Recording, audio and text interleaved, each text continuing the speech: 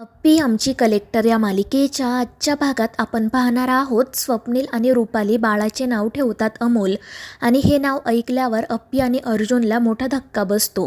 तर इतर सगळेजण आनंदाने टाळ्या वाजवत असतात. सगळ्यांनाच हे नाव खूप आवडलेले असते. गायतोंडे म्हणतात की ज्याला नाही मोल असा अमोल, आणि त्यावर स्वप्नील आणि रुपालीसुद्धा आनंदाने हो म्हणतात आणि सगळ्यांना सांगतात की या बाळामुळे आम्हा दोघांच्या आयुष्यात खरंच खूप आनंद आला आहे. तर सरकार म्हणत असतात की या हंबीररावाचा नातू आहे अमोलराव, तो चारही दिशांमध्ये कदमांचं नाव मोठं करणार. मात्र मनी मध्येच म्हणते, पण तो तुमच्या वळणावर नाही गेला म्हणजे मिळवलं. मात्र रुक्मिणी तिला गप्प बसायला सांगते आणि त्यानंतर अप्पी अर्जुनला विचारत असते की तू त्यांना हे नाव सुचवलं होतं का? त्यावर अर्जुन म्हणतो नाही. तर अप्पी म्हणते मग मी सुद्धा विषय काढला नव्हता, त्यांनी हेच नाव कसं काय ठेवलं? आणि मग त्यानंतर सगळेजण बाळाला भेटण्यासाठी जातात. सगळ्यात आधी सरकार आणि रुक्मिणी जातात. त्या दोघांनी बाळासाठी छान गिफ्ट घेतलेलं असतं, त्यामुळे स्वप्नील आणि रुपाली खूप खुश होतात. त्यानंतर बापू आणि अप्पीची आईसुद्धा जातात. त्या दोघांनीसुद्धा बाळासाठी पैंजण आणलेलं असतं. अप्पीची आई बाळाकडे बघत म्हणते की याच्याकडे बघून मला आमच्याच अमोलची आठवण झाली. अप्पी आणि अर्जुनसुद्धा त्यांच्या बाळाचं नाव अमोलच ठेवणार होते. त्यामुळे मग सगळेजण त्या दोघांकडे बघू लागतात. अप्पी म्हणत असते की आम्हाला असं वाटत होतं की अमोल दादा आमच्या पोटी जन्माला येईल म्हणून. मात्र अर्जुन तिला थांबवतो, तो अप्पीला काही बोलू देत नाही. तर स्वप्नील म्हणत असतो की हे सुद्धा तुमचंच बाळ आहे. आणि ते ऐकून मनी मावशी बंट्याला म्हणते की बघ ना, ही अप्पी काही न करता सुद्धा सगळं काही तिच्याच मनासारखं होत आहे. मात्र बंट्या हसतच म्हणतो की ठीक आहे गाई, पण आता ते बाळ कायदेशीररित्या स्वप्नील आणि रुपालीचं झालं आहे. आता त्या अप्पीने कितीही उड्या मारल्या ना तरी तिला बाळ परत मिळणार नाही. तर दुसरीकडे अप्पीला हे सगळं काही सहन होत नाही आणि त्यामुळे ती तेथून निघून जाते. त्यानंतर बायका बाळासाठी पाळणा गायला सुरुवात करतात. सगळेजण खूप आनंदात असतात. तर दुसरीकडे अप्पी एकटीच बाजूला आलेली असते. ती मनाशी विचार करत असते की इतकी नावं असताना या दोघांनी अमोल हेच नाव का ठेवलं? हा नियतीचा संकेत तर नसेल ना? तर दुसरीकडे बाळ अचानक रडू लागतं. त्यामुळे स्वप्नील आणि रुपाली त्याला घेऊन घरात जातात. तर इकडे अप्पीच्या पाठोपाठ कदमसुद्धा आलेले असतात. ते अप्पीला विचारतात की काय झालं बाळा, तू अचानक इकडे का निघून आली? तुला ते सगळं सहन होत नाहीये का? त्यावर अप्पी म्हणते की असं नाहीये बाबा, पण मी विचारात कधी इकडे आले ते माझंच मला कळलं नाही. तर कदम तिला शांतपणे विचारतात की नक्की काय झालं आहे, काय सुरू आहे तुझ्या डोक्यात? तू माझ्याशी बोलू शकते, मी सुद्धा माझ्या परीने तुझ्याशी जमेल तेवढं बोलेल.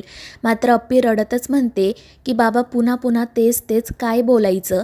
त्यावर कदम विचारतात की तुला बाळाविषयी काही वाटत आहे का? आणि त्यावर अप्पी रडतच हो म्हणते. मात्र त्याच वेळी तिला बाळाच्या रडण्याचा आवाज ऐकू येतो आणि त्यामुळे ती खूप अस्वस्थ होते. दुसरीकडे रुपाली स्वप्नीलला म्हणत असते की आपल्या बाळाला कोणाची नजर तर लागली नसेल ना? त्यावर स्वप्नील म्हणतो की असं काही नाही आहे, कदाचित त्याला भूक लागली असेल. आणि मग तो बाळाला दूध आणण्यासाठी जातो. तर इकडे अप्पी कदमांना म्हणत असते की बघा बाबा, बाळाच्या रडण्याचा आवाज येत आहे. त्यामुळे मग कदमसुद्धा ऐकतात आणि खरंच बाळाच्या रडण्याचा आवाज येत आहे हे बघून ते अप्पीला म्हणतात की एवढ्या गोंधळामध्ये सुद्धा तुला आवाज कसा काय ऐकू आला? तर अप्पी म्हणते की हाच तर नियतीचा संकेत आहे ना? मात्र ती पुढे काही बोलत नाही.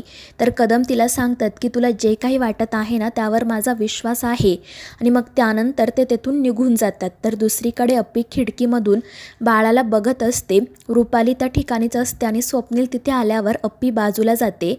त्यानंतर स्वप्नील आणि रुपाली बाळाला दूध पाजत असतात. त्याचवेळी आत्या त्या ठिकाणी येते. ती या दोघांना सांगते की बाहेर लोक तुम्हाला भेटण्यासाठी येत आहे, तुम्ही बाळाला पाळण्यात ठेवा आणि बाहेर चाला. आणि मग त्यानंतर बाळाचं दूध पिऊन झाल्यावर रुपाली त्याला पाळण्यात ठेवते आणि मग ते दोघेजण बाहेर जातात.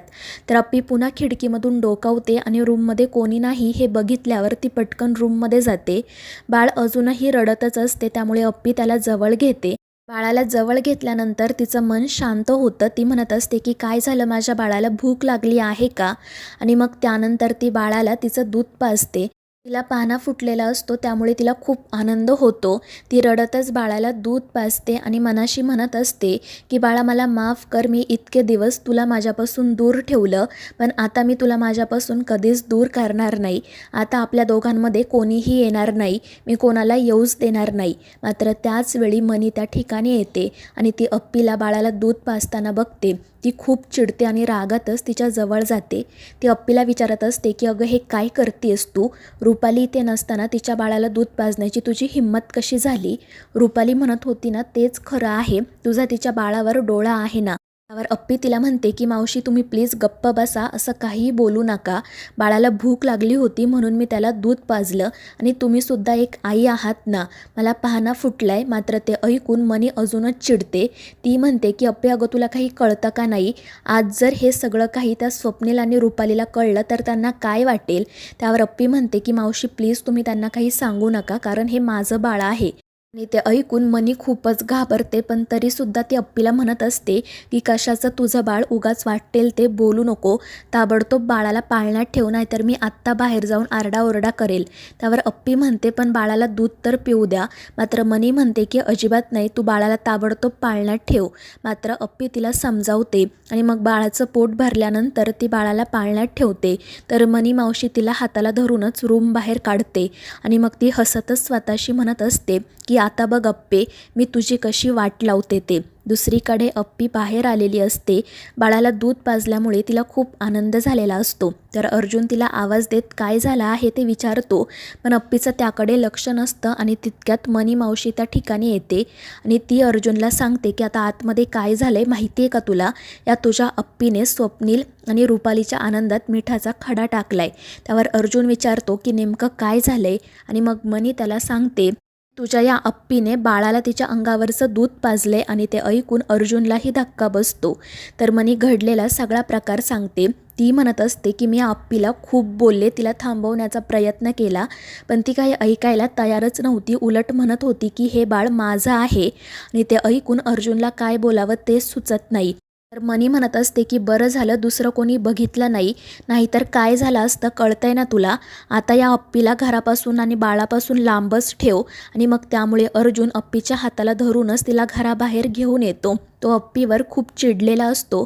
अप्पी त्याला विचारत असते की अर्जुन काय झाले, तू असा का वागतोय?